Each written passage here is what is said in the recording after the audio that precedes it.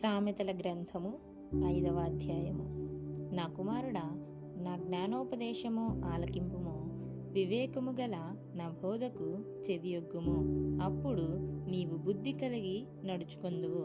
తెలివిని బట్టి నీ పెదవులు మాట్లాడును. జారస్త్రీ పెదవుల నుండి తేనె కారును. దాని నోటి మాటలు నూనె కంటెను నునుపైనవి. దాని వలన కలుగు ఫలము ముసిని పండంత చేదు. అది రెండంచులు గల కత్తి అంత పదును గలది. దాని నడతలు మరణమునకు దిగుటకు దారితీయును. దాని అడుగులు పాతాళమునకు చక్కగా చేరును. అది జీవమార్గమును ఏమాత్రమును విచారింపదు.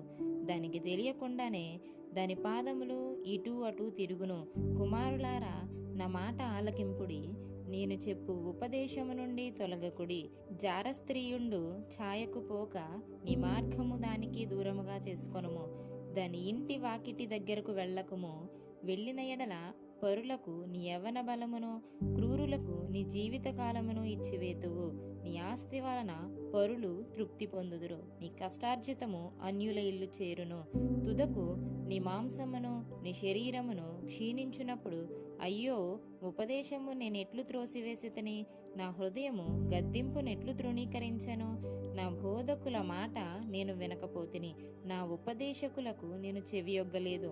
నేను సమాజ సంఘముల మధ్య నుండినను ప్రతి విధమైన దౌష్ట్యమునకు లోబడుటకు కొంచెమే ఎడమాయను అని నీవు చెప్పుకొనుచు మూలుగుచూనుందువు. నీ సొంత కుండలోని నీళ్లు పానము చేయుము.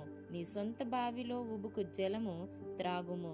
నీ ఊటలు బయటికి చెదిరిపోదగునా? వీధులలో అవి నీటి కాలువగా పారదగునా?